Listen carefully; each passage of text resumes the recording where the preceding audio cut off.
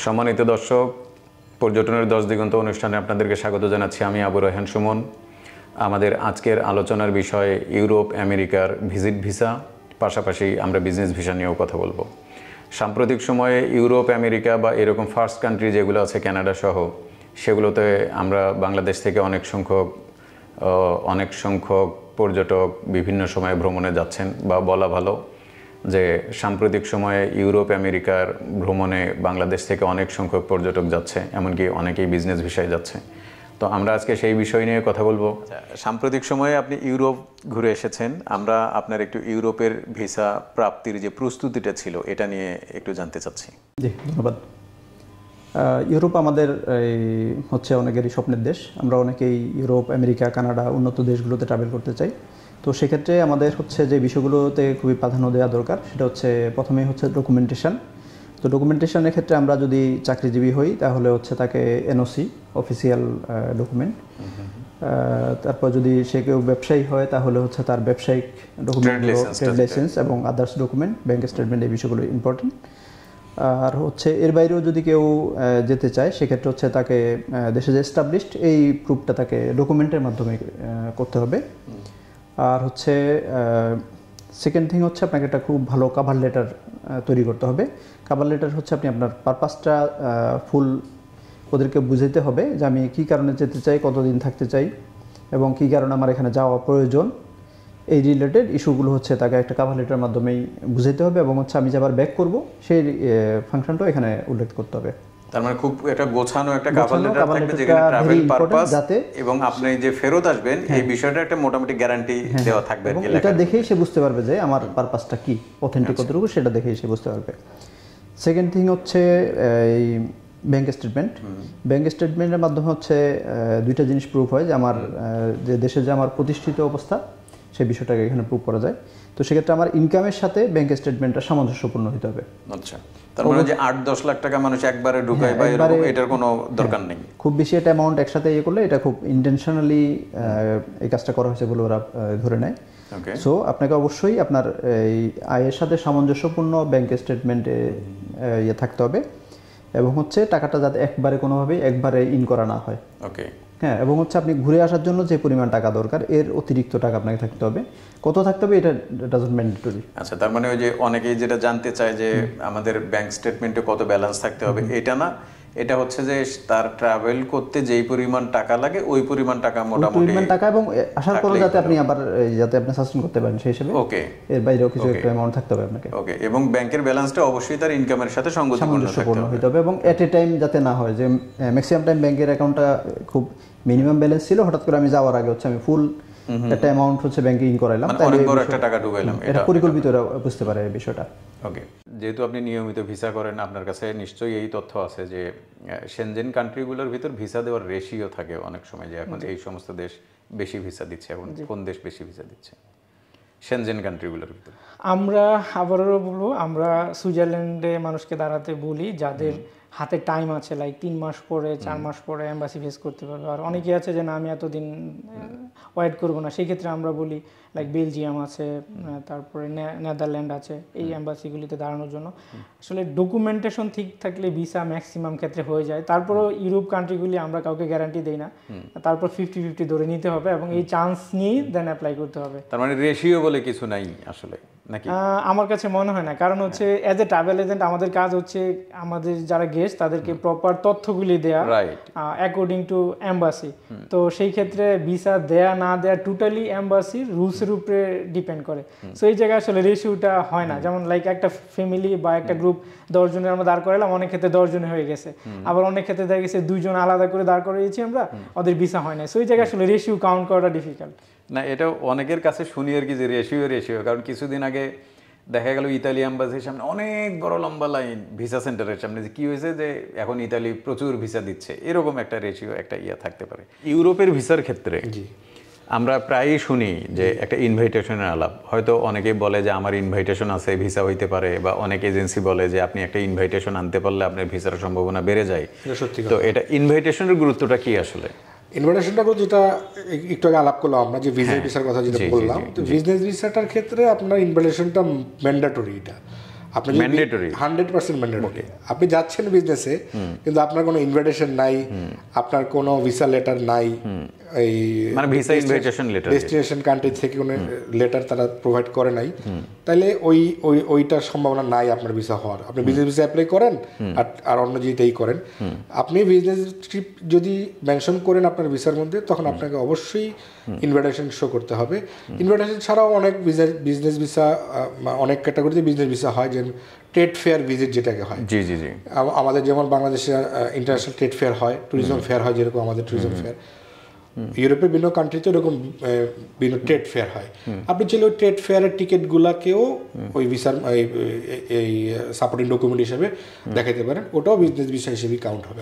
এরকম সাম্প্রতিক সময়ে আপনার কি উদাহরণ আছে এরকম যে কোনো ট্রেড ফেয়ারে বা এক্সপোজিশনে? যেমন আমাদের ট্যুরিজমের ফেয়ারই তো হয়, আইটিভি হয়। আইটিভি তো লন্ডনে হয়ে গেল নভেম্বরের 5 তারিখে।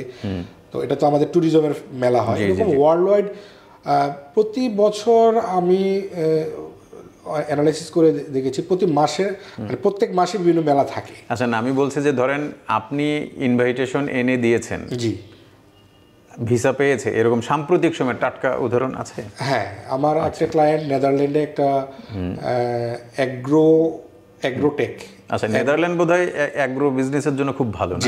অনেক নাম ডাক শোনা যায়। অ্যাগ্রোটেকে সে অ্যাপ্লাই করেছিল, আলহামদুলিল্লাহ তার ভিসাটা হয়ে গেছে। আচ্ছা, তার মানে ইনভাইটেশন থাকলে তার ভিসা হওয়ার সম্ভাবনাটা বেড়ে যায় অনেক বেশি। আচ্ছা, আর প্রথমত হলো ট্যুরিস্ট ভিসার চেয়ে বিজনেস ভিসার রেশিও বেশি, সম্ভাবনা বেশি। আর আপনি যখন বিজনেস ভিসা অ্যাপ্লাই করবেন, তখন অবশ্যই আপনাকে ট্রেড ভিজিট পাস অথবা ইনভিটেশন, এই যে কোনো কিছু আপনাকে সাপোর্টিং ডকুমেন্ট হিসেবে আপনাকে দেখাইতে হবে।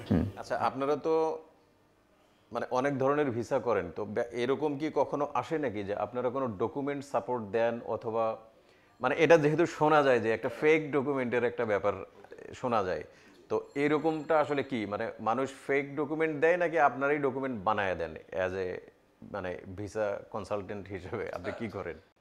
একটা দেশের ভিসার জন্য বেসিক্যালি একটা ডকুমেন্টের হচ্ছে একবারে প্রাইমারি যেটা বেসিক ডকুমেন্টস, আর একটা হচ্ছে সাপোর্টিং ডকুমেন্টস। আচ্ছা, আপনার সরাসরি বেসিক ডকুমেন্টসে আমার উত্তর হচ্ছিল না, আমরা কখনোই কোনো গেস্টকে বেসিক কোনো ডকুমেন্টসে সাপোর্ট দেই না।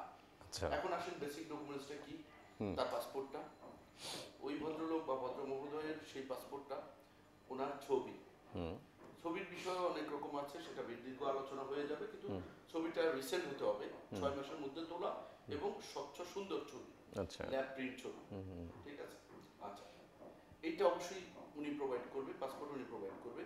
উনার যে ব্যাংক স্টেটমেন্ট এবং ব্যাংক সলভেন্সি, বেশিরভাগ দেশই 6 মাসের ব্যাংক স্টেটমেন্ট চায় আমাদের দেশে। 6 মাসের ব্যাংক স্টেটমেন্ট মানে হচ্ছে হলো আপনি 6 মাসে বোঝা যাবে যে আপনি গত 6 মাসের ট্রানজাকশনে হয়তো আপনাকে গত 6 বছরের আপনি কেমন ছিলেন সেটা বোঝা যাবে, রিফ্লেক্ট হবে। তো সেই জন্য বিভিন্ন দেশই, ম্যাক্সিমাম দেশই আমাদের দেশ থেকে 6 মাসের ব্যাংক স্টেটমেন্ট এবং ব্যাংক সলভেন্সি সার্টিফিকেট চায়। এটা অবশ্যই আমরা সাপোর্ট দেই না। আচ্ছা, এবং এটা সাপোর্ট দেওয়ার কোনো সম্ভাবনা আমাদের নেই, মানে এটা বোধহয় কোনো উপায়ও নাই, কারণ ব্যাংকের সাপোর্ট আপনি কিভাবে দিবেন? ওকে, এটা বেসিক ডকুমেন্ট। তারপরে আসেন উনি আপনার পেশাগতভাবে কি করেন, উনি একজন ব্যবসায়ী, তার ট্রেড লাইসেন্স এখন সবই অনলাইন, এটা আমরা ইন এনি কেস এটা আমরা সাপোর্ট দিই না, আমরা সাপোর্ট দিতে পারিও না। আপনার ট্যাক্স ফাইল, এটা আপনার নিজের ট্যাক্সকে নির্দেশ করে, এটা অবশ্যই আপনাকে দিতে হবে। সো এইরকম বেসিক যে ডকুমেন্টসগুলো, এগুলো অবশ্যই কাস্টমারকে সাপোর্ট দিতে হবে। আর হ্যাঁ, এখন কিছু রিয়ালিটি আছে। ফর এক্সাম্পল, আমি যদি একেবারে তাজা রিয়ালিটির কথা বলি, সেটা হচ্ছে হলো কিছু লোক আছে হচ্ছে হলো ধরেন ট্রাভেল হিস্ট্রি আছে, ওনার ভালো পোর্টফোলিও আছে, কিন্তু উনি বাড়ির মালিক। এখন উনি কি ডকুমেন্ট দিবে? উনি দিবে হচ্ছে হলো তার ভাড়াটিয়ার সাথে ওনার যে ডিডটা, সেই ডিডের ডকুমেন্টসটা দিবে। উনি কি ডকুমেন্ট মানে ওটা দিবে হচ্ছে কি তার ফাইন্যান্সিয়াল সলভেন্সি প্রমাণ করার জন্য? রাইট। উনি পেশাগতভাবে কি করেন সেটার জন্য উনি তো ব্যাংক দিবেই, হ্যাঁ। পাশাপাশি উনি যদি ধরেন উনি আর কিছুই না, উনি ল্যান্ডলর্ড, এখন উনি কি ডকুমেন্টস দিবেন? উনি তো আপনার বিজনেস করেন না, উনি সার্ভিসও করছেন না, উনি কি ডকুমেন্টস দিবেন? উনি ডকুমেন্টস দিবে হচ্ছে হলো উনি যেহেতু ল্যান্ডলর্ড, উনি যেহেতু ভাড়া তুলে করেন, সেই ডকুমেন্টসটাই দিবে। তো সেটার জন্য ডিড দরকার হচ্ছে, তখন আমরা ওনাকে বলি আপনি একটা ডিড, মানে ওনার সমস্ত ভাড়াটিয়ার কাছে ডিড নাকি উনি শুধু জমির মালিক? যে কোনো একটা দিলেই বোঝা যাবে উনি 10টা ফ্ল্যাটের মালিক? রাইট রাইট, না উনি 10টা ফ্ল্যাট, মানে উনি ল্যান্ডলর্ড, এটা হলো ওনার পরিচয়। ওকে। বা উনি ভাড়া নিয়ে, যেটা হলো আমরা বলি বাড়িওয়ালা, উনি বাড়িওয়ালা অথবা উনি একটা মার্কেটে শপিং হ্যাঁ থাকে, মার্কেটের মালিক থাকে, অনেক থাকে। আমরা জানি এরকম অনেকেই আছে যিনার আরো অন্য কোনো ইনকাম নেই বা অন্য কোনো ইনকামের ওনার প্রয়োজন নেই। তো এই ক্ষেত্রে উনি কি দিবেন? উনি হয়তো, আমরা খুব স্বাভাবিকভাবে জানি সোশ্যালি আমাদের অনেক ক্ষেত্রেই দেখা যায় আমরা ভাড়াটিয়ার সাথে ডিড অফ এগ্রিমেন্টটা অফিসিয়ালি করা হয় না স্ট্যাম্পে। তো এইসব ক্ষেত্রে আমরা ওনাদেরকে বলি যে ঠিক আছে আপনি ডিড অফ স্টেটমেন্টটা করে দেন। এখন কিছু কিছু ক্ষেত্রে ওনার ভিজিটিং কার্ড নেই, তো সেই ক্ষেত্রে ভিজিটিং কার্ডটা অনেক ক্ষেত্রে অনেকের আছে ভিজিটিং কার্ড দরকার হয় না, তো সেই ক্ষেত্রে ভিজিটিং কার্ডটা নিউ বানানো অথবা আমরা সেখানে সাপোর্ট দেওয়া, এগুলো আমরা করি। তারপর আপনার প্যাড, আপনার কোম্পানি প্যাড, আপনার প্যাডের ক্ষেত্রে অনেকের আছে, ধরেন একজন বড় মৎস্য ব্যবসায়ী অথবা আপনি ধরেন একজন বাংলাদেশের অনেক বিজনেস আছে, একটা হ্যাঁ অনেক বিজনেস আছে যাদের একটু হ্যাঁ ওইভাবে হয়তো প্যাড নেই, ব্যবসায়ী ট্রেড লাইসেন্স আছে বাট উনার প্যাড দরকার হয় না।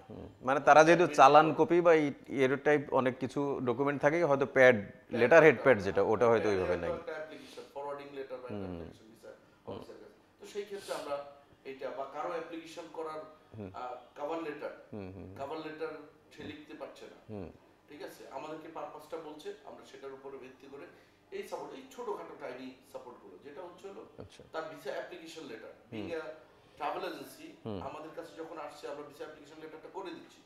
আমি অ্যাজ এ কনসালটেন্ট আমি কি করব? আমি তো তার টোটাল এই মানে তার পারপাসটা বোঝার পরে তার টোটাল পারপাসটাকে তার ইকোনমিক্যাল স্ট্রেন্থিং এর সাথে বন্ডিং করব, এটা একজন কনসালটেন্টের কাজ।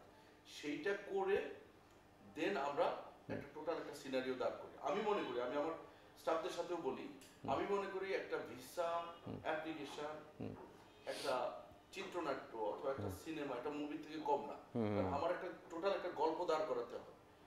এই স্টোরিটা, এটা কভার লেটারে কিন্তু আপনার পারপাস, আপনার সক্ষমতা, আপনার ইন্টেনশন, এগুলো সবকিছু কিন্তু ওটার ভিতরে ভিসা অফিসার বুঝতে চায়। হ্যাঁ মানে অল্প কথায় ব্যাখ্যা করা থাকে। ধন্যবাদ। মানে মোট কথা হচ্ছিল আমরা কোনো বেসিক ডকুমেন্টস সাপোর্ট দেই না এবং এটা দেওয়া সম্ভব না, এটা আমরা শুনে থাকি বাট আমার মনে হয় এটা কেউ করে না। সম্মানিত দর্শক, আজকের আলোচনা এ পর্যন্তই। যারা ইউরোপের ভিসা প্রত্যাশী আছেন প্রয়োজনে এই ভিডিওটা একাধিকবার দেখবেন। তো ইউরোপের ভিসা আসলে একটু প্রস্তুতি নিয়ে অ্যাপ্লাই করা ভালো। একবার ভিসা রিফিউজ হওয়ার চেয়ে দরকার হলে আপনি আরও 3 মাস বা 6 মাস ব্যাপী একটু প্রস্তুতি নেবেন। প্রস্তুতি নিয়ে ইউরোপের জন্য, ইউরোপ আমেরিকার জন্য যদি ভিসা সাবমিশন দেন তাহলে আপনার ভিসা প্রাপ্তির সম্ভাবনাটা আসলে বেড়ে যায়। গ্যারান্টি তো কেউ দিতে পারবে না, তো সম্ভাবনাটা বেড়ে যায়। আশা করি আপনারা সেই সম্ভাবনা কাজে লাগাবেন, সেই আশাবাদ ব্যক্ত করে আজকের আলোচনা এখানেই শেষ করছি।